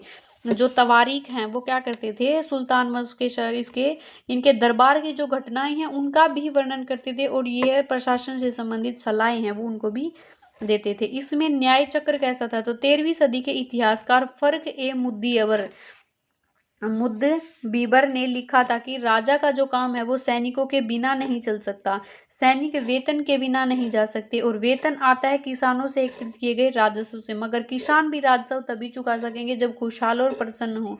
तो ऐसा तभी हो सकता है जब राजा न्याय और ईमानदार प्रशासन का बढ़ावा दे। 13वीं शताब्दी के फख्र है मुदब्बिर के अंदर ये लिखा गया है कि सबसे पहले राजा का न्याय है वो ईमानदार होना चाहिए और प्रशासन को बढ़ावा देने वाला होना चाहिए। तवारीख के लेखक जो हैं वो नगरों में विशेषकर दिल्ली में रहते थे। जो तवारीख हैं उनके जो लेखक हैं वो कहाँ रहते थे, दिल्ली में रहते थे, गांव में शायद ही कभी रहते थे। वे अक्सर अपने इतिहास सुल्तानों के लिए उसके ढेर सारे काम इनाम और इकराम पाने की आशा में लिखते थे, यानी कि वो किस लिए लिखते थे कि जो सुल्तान है वहाँ का जो वो काफ़ी खुश होएगा और उनको इनाम देगा, इसलिए वो उनकी इस आशा में वो अपना इतिहास है वो लिखते थे। ये जो लेखक हैं अक्सर शासकों को जन्मसिद्ध अधिकार और लिंग भेद पर आधारित आदर्श समाज व्यवस्था बनाए रखने की सलाह देते थे और उनके विचार से सारे लोग हैं वो सहमत नहीं थे, क्योंकि ये क्या करते थे कि जो शासक है उसका अधिकार है, जन्मसिद्ध अधिकार है कि वह लिंग भेद पर आधारित जो है वो आदर्श समाज, लिंग भेद पर आधारित यानी कि जाति के आधार पर हो जैसे भेदभाव होता वैसे ही लिंग आधार पर भेदभाव है उसको समाज को स्थापित करना चाहते थे, जो तवारीख थी। नेक्स्ट है जो आम जनता को पसंद नहीं था, क्योंकि सबके साथ एक जैसा व्यवहार नहीं होगा, वो राजा ज़्यादा टाइम तक नहीं टिक सकता। उसी तरीके से 1236 में जो सुल्तान इल्तुतमिश की बेटी है जो रजिया सुल्तान है वो क्या हुई, सिंहासन पर बैठ गई 1236 में। और इस युग में जो इतिहासकार हैं वो मिन्हाज ए सिराज ने स्वीकार किया।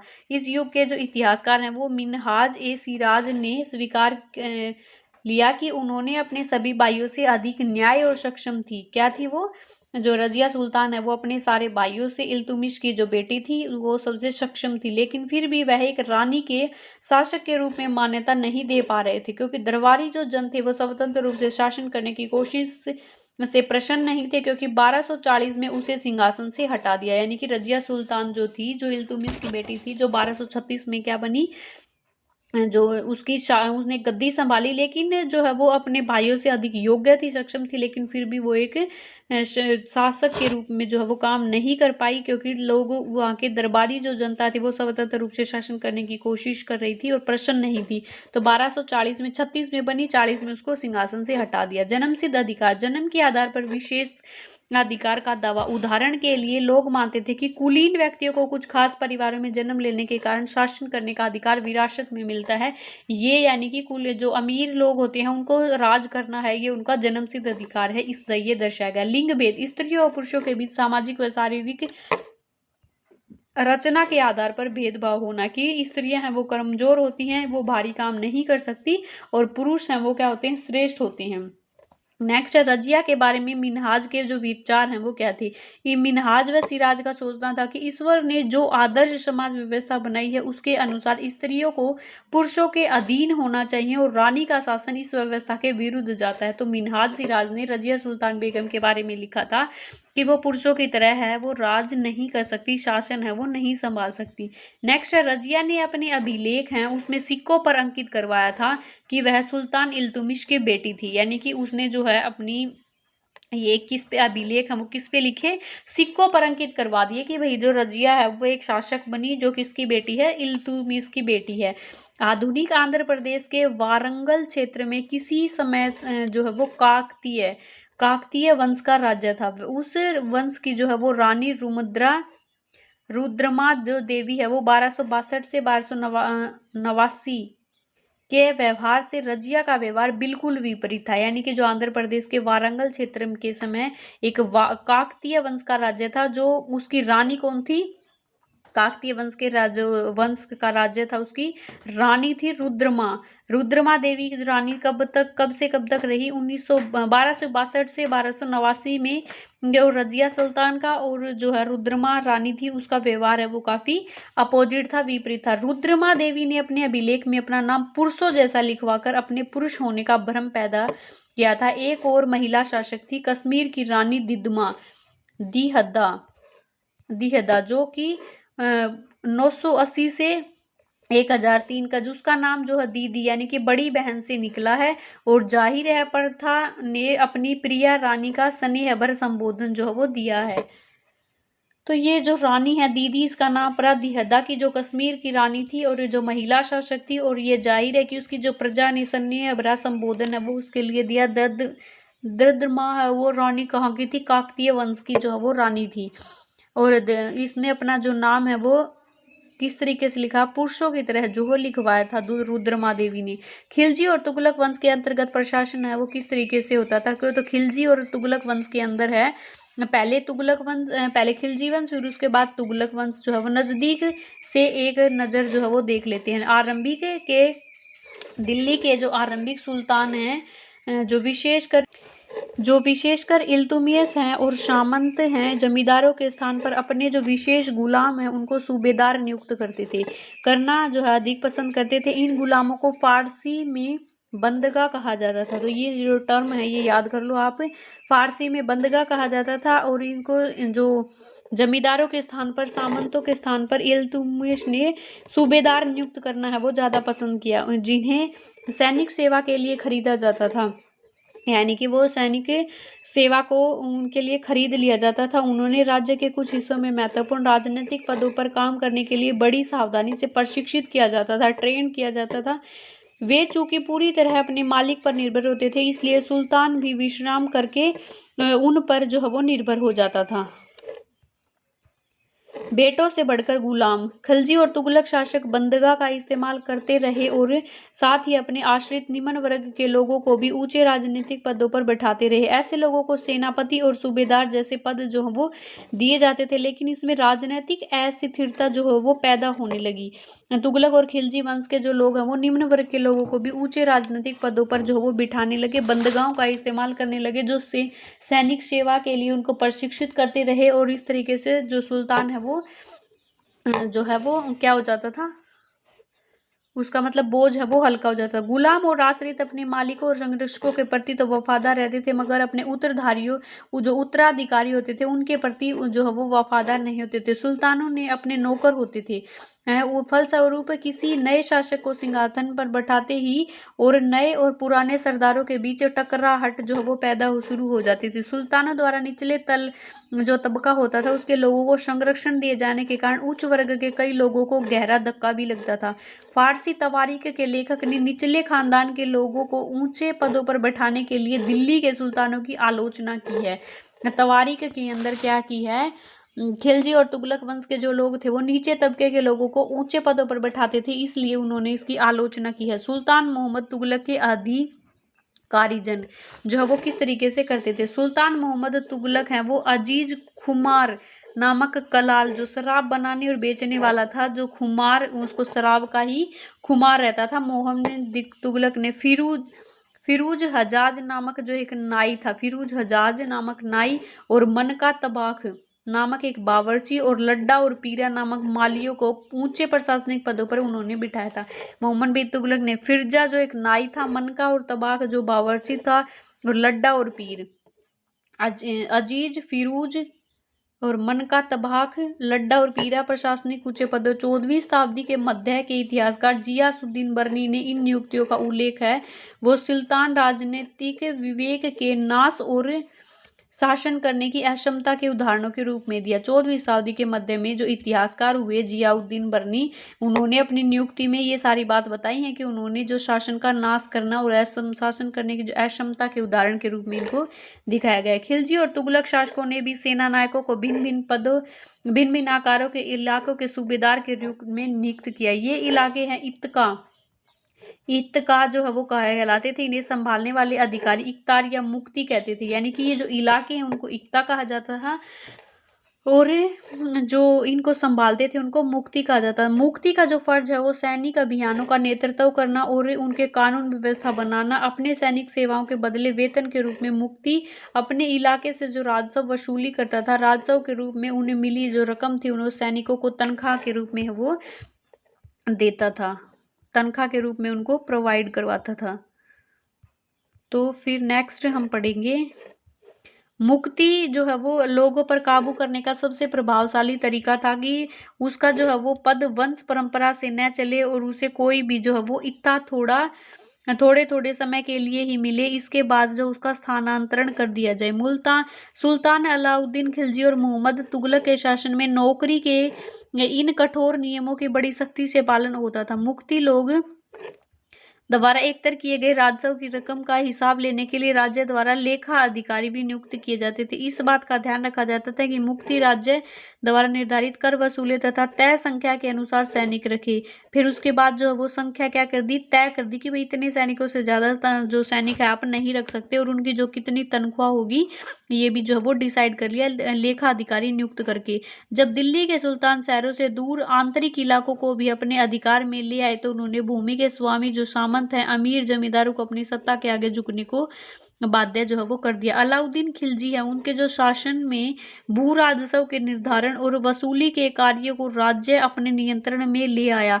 स्थानीय सामंतों से कर लगाने का अधिकार है वो छीन लिया, जो स्थानीय सामंत थे उनसे कर लगाने का अधिकार है वो छीन लिया, बल्कि स्वयं में उन्हें भी कर चुकाने के लिए बाध्य किया। सुल्तान प्रशासकों ने जमीन की पैदाइशी की ओर इसका हिसाब है वो बड़ी सावधानी से रखा। कुछ पुराने सामंत और जमींदार हैं वो राजस्व के निर्धारण और कर वसूली के रूप में सुल्तान की नौकरी करने लगे। उस समय 3 तरह के कर थे। कृषि पर कर था जिसे खराज कहा जाता है, खराज यानी कि कृषि कर जो किसानों की उपज का 50% यानी कि जितनी खराज है वो 50% जो होता था वो जो कर है वो देना पड़ता था। मवेशियों पर कर तथा घरों पर कर। दिल्ली से बंगाल और सुदूर प्रांतों का नियंत्रण है वो कठिन था और दिल्ली भारत की विजय के तुरंत बाद ही वह पूरा क्षेत्र फिर से स्वतंत्र हो गया। यानी कि जब दिल्ली से बंगाल की ओर जो ये क्षेत्र दक्षिणी भारत की जब विजय हुई तब ये तुरंत ये पूरा क्षेत्र फिर से क्या हो गया, स्वतंत्र हो गया। यहाँ तक कि गंगा के मैदानी इलाके भी घने जंगले वाले ऐसे क्षेत्र जिसमें पैठनी में सुल्तान की सेनाएं हैं वो क्या थी, अक्षम थी यानी कि सक्षम नहीं थी। स्थानीय सरदारों ने इन क्षेत्रों में अपना जो है वो शासन जमा लिया। अलाउद्दीन खिलजी और मोहम्मद तुगलक जो है वो इन इलाकों पर जोर जबरदस्ती अपना अधिकार है वो जमा लेते थे, और वह अधिकार कुछ ही समय तक रह पाता था। सरकार और उसकी किलेबंदी है वो किस तरीके से होती थी। तो अफ्रीका जो देश था, मोरक्को से 14वीं सदी में भारत आए यात्री जो इब्न बतूता ने बताया है, अफ्रीका देश के इब्न बतूता कहाँ थे, अफ्रीका देश के, और मोरक्को से कहाँ से आए थे, अफ्रीका देश में एक जगह है मोरक्को, वहां से 14वीं सदी में भारत आए थे इब्न बतूता। उन्होंने बताया कि सरदार है वो कभी कभी चट्टानी और कभी कभी उबड़ खाबड़ और कभी कभी पहाड़ी इलाके में किले बनाकर रहते थे, कभी कभी बांस के झुरमुटों के अंदर भी रहते थे। भारत में बांस पोल नहीं था। हाँ, तो यह बहुत बड़ा होता है। यह क्या होता है, भारत में बांस पोल नहीं होता था, जो कि एक बहुत बड़ा होता है। और इसे जो है वो अलग अलग हिस्से आपस में इस तरह से गूथे हुए होते हैं कि उन पर आग का कोई भी असर जो है वो नहीं होता। कुल मिलाकर बहुत ही मजबूत होते हैं बांस पोल, जो भारत में नहीं थे। चखेज खान के नेतृत्व में मंगोलों ने 1219 में उत्तर पूर्वी ईरान में जो ट्रांस ओक्शियाना है, जिसको आधुनिक उज्बेकिस्तान कहा जाता है, तो चंगेज खान के नेतृत्व में मंगोलों ने उस पर क्या कर दिया, हमला कर दिया। शीघ्र बाद ही दिल्ली सल्तनत का उसका जो धावा है वो झेलना पड़ा। अलाउद्दीन खिलजी और मोहम्मद तुगलक के शासन कालों के आरंभ में दिल्ली पर मंगोलों का जो धावा है वो बढ़ गया। इससे मजबूर होकर दोनों ही सुल्तानों को एक विशाल स्थानीय सेना खड़ी करनी पड़ी, और इतनी विशाल सेना को संभालने के लिए प्रशासन है वो भारी चुनौती थी। 15वीं और 16वीं शताब्दी में सल्तनत तुगलक वंश के जो है शासन 1526 में हुआ, तथा दिल्ली तथा आगरा पर सैयद और लोधी वंश का राज हो गया। 1526 में क्या हो गया, लोधी वंश का जो राज है वो दिल्ली सल्तनत पर हो गया। तब तक जौनपुर, बंगाल, मालवा, गुजरात, राजस्थान, पूरे दक्षिणी भारत में स्वतंत्र शासक उठ खड़े हुए थे। उनकी राजधानियां है वो समृद्ध हो गई थी, राज्य वो फल फूल रहे थे। इसी काल में अफगान और राजपूत जैसे नए शासक जो हैं वो समूह के रूप में उभर कर सामने आए 15वीं शताब्दी में तुगलक वंश के शासनकाल के अंदर। तो तुगलक वंश के शासनकाल में शेर शाह सूरी जो है वो तुगलक वंश के जो शासनकाल में शेर शाह सूरी, जिनका जो शासनकाल है वो 1540 से 5 साल तक रहा। शेर शाह सूरी यानी कि 45 में तक बिहार में अपने चाचा के एक छोटे से इलाके के प्रबंधक के रूप में काम शुरू किया था, और आगे चलकर उन्होंने इतनी उन्नति की कि मुगल सम्राट हुमायूं जो 1530 और 1540, 1555 और 56 तक की चुनौती दी और परास्त किया। शेर शाह सूरी ने दिल्ली पर अधिकार करके स्वयं अपना राजस्व वो स्थापित किया। किसको, हुमायूं को जो हराकर। सूर वंश ने केवल 15 वर्ष यानी कि 1540 से 1555 तक शासन किया सूर वंश ने, लेकिन इनके परास्त में अलाउद्दीन खिलजी वाले कई तरीकों को अपनाकर उन्होंने भी चुस्त बना दिया। और महान सम्राट अकबर ने कब से कब तक 1556 से 1605 तक जब वे मुगल साम्राज्य को समेकित किया, तो उन्होंने अपने प्रतिमान के रूप में शेर शाह की पर जो प्रशासन व्यवस्था है उसको ही अपनाया। किसको अपनाया, अकबर ने शेर शाह सूरी की जो प्रशासन व्यवस्था थी उसी को जो है वो अपनाया। तो अनंगपाल, तोमल, खिर्ज खान, बहलोल लोधी, ये सारे जो हैं वो इंपॉर्टेंट क्वेश्चन है फ्रेंड्स। इनको हम कल की क्लास में ही डिस्कस करेंगे, क्योंकि यहाँ से है वो डेफिनेटली क्वेश्चन है वो बनेगा। सबसे पहले मैं आप लोगों को इनके क्वेश्चन आंसर ही प्रैक्टिस करवाऊंगी, अब आगे इनके कॉन्सेप्ट है वो नहीं करवाऊंगी। सबसे पहले इनके क्वेश्चन आंसर हैं उन्हीं को प्रैक्टिस करेंगे, क्योंकि यहाँ से क्वेश्चन है वो बनेगा क्लास के अंदर। और 16वीं सदी के अंदर मुगल जो है वो 16वीं से 17वीं शताब्दी के अंदर मुगलों का जो शासन है वो आ गया है। उसके बाद जो है इसको हम कल की क्लास के अंदर पढ़ेंगे। सो फ्रेंड्स, आई होप आप लोगों को क्लास है वो अच्छी लग रही होगी। अच्छी लग रही तो क्लास को लाइक और शेयर जरूर करें, और चैनल पर पहली बार विजिट करें चैनल को सब्सक्राइब कर ले। Thanks for watching, bye bye everyone.